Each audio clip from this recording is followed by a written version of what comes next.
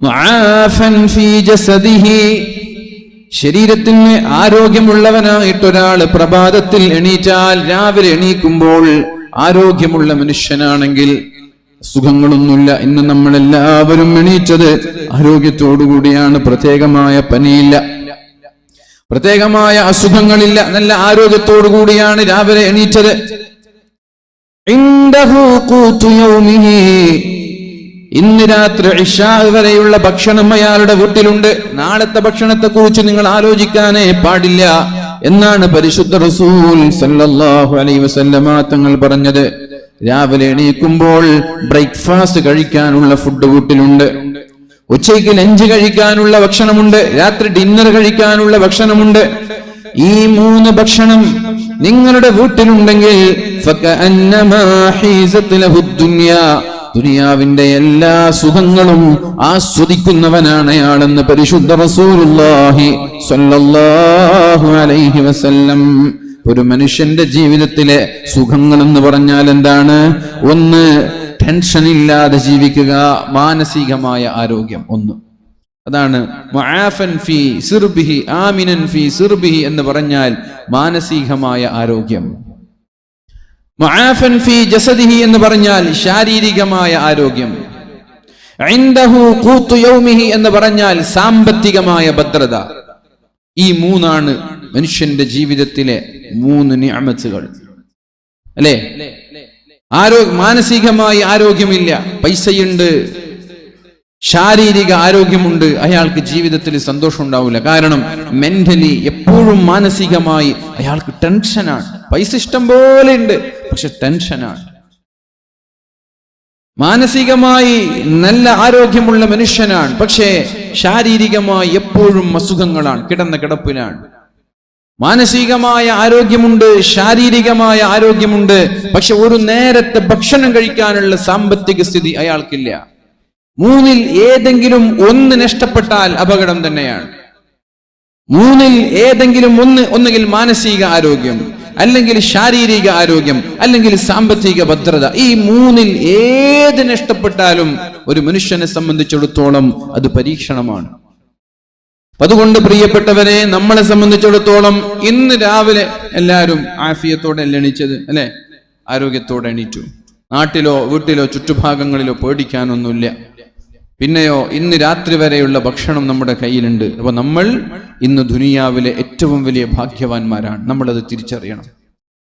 ഇത് നമ്മൾക്ക് തിരിച്ചറിയണമെങ്കിൽ നാളെ നമ്മൾ രോഗിയായി മാറണം. നാളത്തെ ഭക്ഷണം മക്കൾക്ക് കൊടുക്കാൻ കഴിയാത്ത സാമ്പത്തികമായ പ്രയാസം വരണം. ഹൽ തൻതളിറൂന ഇല്ലാ ഫഖറൻ മുൻസിയാ, അല്ലാഹുവിന്റെ ഹബീബായ റസൂലുള്ളാഹി സ്വല്ലല്ലാഹു അലൈഹി വസല്ലമ തങ്ങൾ ചോദിക്കുന്നുണ്ട്, പ്രിയപ്പെട്ടവരെ, നിങ്ങൾ ആരെയാണ് വെയിറ്റ് ചെയ്യുന്നത്, ആരെയാണ് നിങ്ങൾ കാത്തിരിക്കുന്നത് എന്ന് നബി സല്ലല്ലാഹു അലൈഹി വസല്ലമ തങ്ങൾ ചോദിക്കുന്നുണ്ട്. ബാദിറൂ ബിൽ അമാലി സബ്അൻ, 7 കാര്യങ്ങൾ വരുന്നതിനു മുമ്പേ നിങ്ങൾ തയ്യാറാവണം എന്നാണ് നബി തങ്ങൾ പറഞ്ഞത്. 7 കാര്യങ്ങൾ നിങ്ങളെ പിടിപ്പെട്ടേക്കാം. ഏതാണ് ആ 7 കാര്യങ്ങൾ? ഇല്ലാ ഫഖറൻ, എല്ലാം മറപ്പിച്ചു കളയുന്ന ദാരിദ്ര്യം നിങ്ങൾക്കുണ്ടായേക്കാം. ദാരിദ്ര്യം വന്നാൽ പിന്നെ അമല് ചെയ്യാൻ കഴിയില്ല. ദാരിദ്ര്യം വന്നാൽ അമല് ചെയ്യാൻ കഴിയില്ല. നമ്മൾക്ക് ദാരിദ്ര്യത്തിന്റെ പ്രയാസം നമ്മൾ ആരും തിരിച്ചറിഞ്ഞിട്ടില്ല. നബി തങ്ങളുടെ ഒരു പ്രാർത്ഥനയുണ്ട്, അല്ലാഹുമ്മ ആഫിനി ഫീ ബദനി, അല്ലാഹുമ്മ ആഫിനി ഫീ സമഈ, അല്ലാഹുമ്മ ആഫിനി ഫീ ബദനി, ലാ ഇലാഹ ഇല്ലാ അൻത, അല്ലാഹുമ്മ ഇന്നി അഊദു ബിക മിനൽ കുഫ്രി വൽ ഫഖർ, അല്ലാഹുമ്മ ഇന്നി അഊദു ബിക മിൻ അദാബിൽ ഖബ്രി, ലാ ഇലാഹ ഇല്ലാ അൻത. ഈ ഒരു പ്രാർത്ഥന എല്ലാവരും കാണാതെ പഠിക്കണം. ഒന്നെല്ലാവർക്കും ഒന്നിച്ച് ദുആ ചെയ്താലോ? ഞാൻ ദുആ ചെയ്യുമ്പോൾ നിങ്ങൾ ഒന്നിച്ച് ദുആ ചെയ്യണം ഉറക്കെ.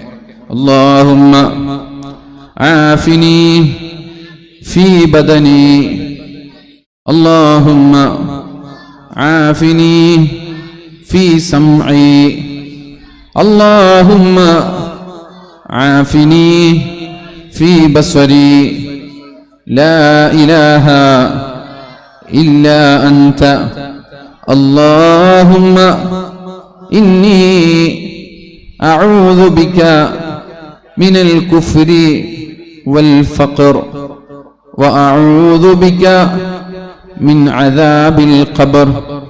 ഈ പ്രാർത്ഥനയിൽ എല്ലാമുണ്ട് മുഅ്മിനീങ്ങളെ. ദുനിയാവിലും ആഖിറത്തിലും രക്ഷപ്പെടാനുള്ള പ്രാർത്ഥനയാണ്.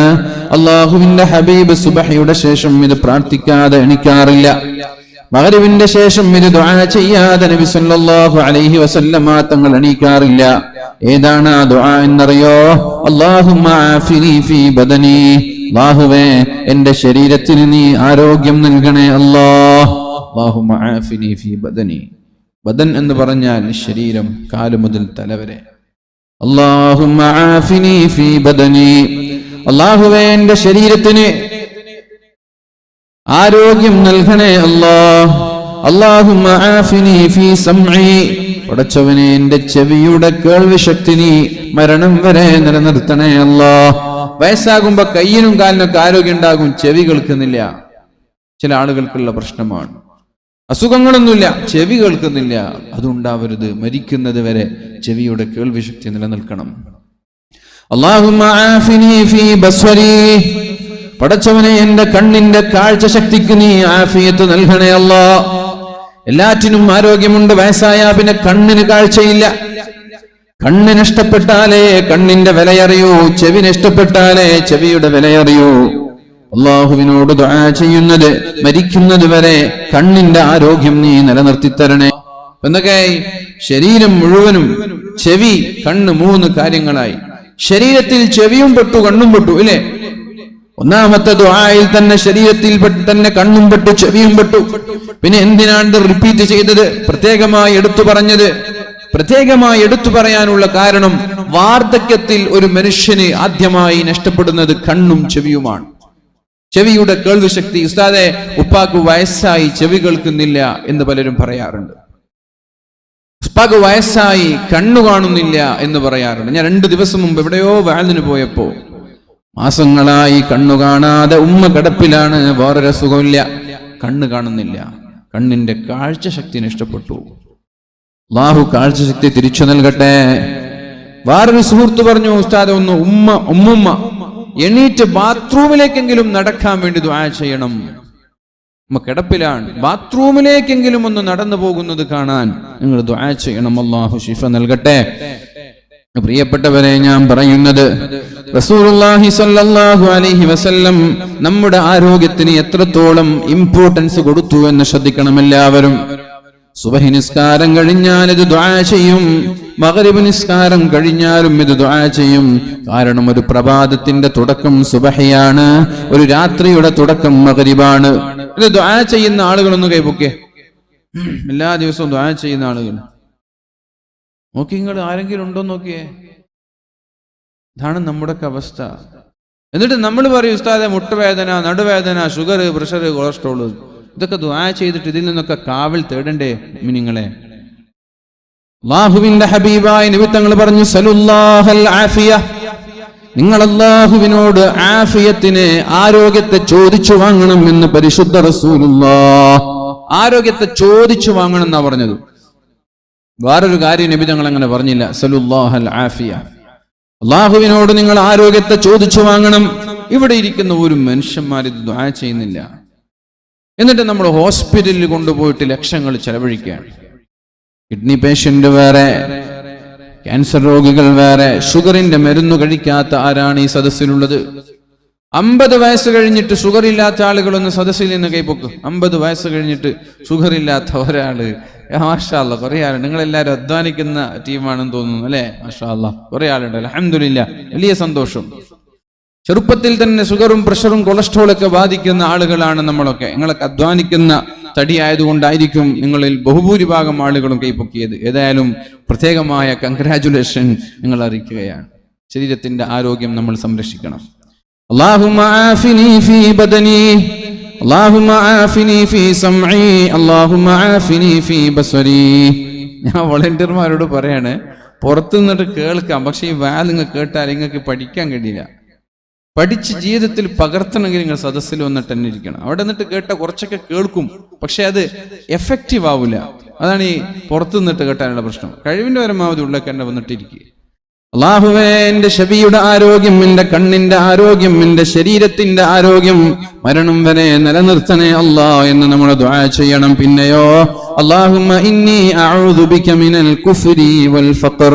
അല്ലാഹുവേ, കുഫ്റിൽ നിന്ന് എന്നെ നീ കാക്കണം. കുഫ്ർ എന്ന് പറഞ്ഞാൽ സത്യനിഷേധം, ദീൻ വിട്ടു പോവാ. മുസ്ലിമായതിൽ പിന്നെ അള്ളാഹുവിനെ മനസ്സിലാക്കിയതിൽ പിന്നെ മതം വിട്ട് നിരീശ്വരവാദത്തിലേക്ക് പോവാ. ഇത്ര ആളുകളുണ്ട്, അവർക്ക് പ്രത്യേകമായ സംഘടന തന്നെ ഉണ്ട്, എക്സ് മുസ്ലിം എന്ന് പറഞ്ഞിട്ട്. അതൊക്കെ വലിയൊരു പരീക്ഷണമാണ്. മിനൽ കുഫ്രി, സത്യത്തെ മനസ്സിലാക്കിയതിനു ശേഷം സത്യത്തെ നിഷേധിക്കുക. കുഫറിൽ നിന്ന് എന്നെ നീ കാക്കണേ റബ്ബേ. വൽ ഫഖ്രി, ദാരിദ്ര്യത്തിൽ നിന്നും എന്നെ നീ കാക്കണേ അല്ലാഹ്. ഇപ്പൊ ദുനിയാവിലെ ആഫിയത്തായി, ആരോഗ്യമായി, അതേപോലെ തന്നെ ദാരിദ്ര്യത്തിൽ നിന്നുള്ള കാവലായി. പിന്നെയുള്ളത് വഅഊദു ബിക മിൻ അദാബിൽ ഖബർ.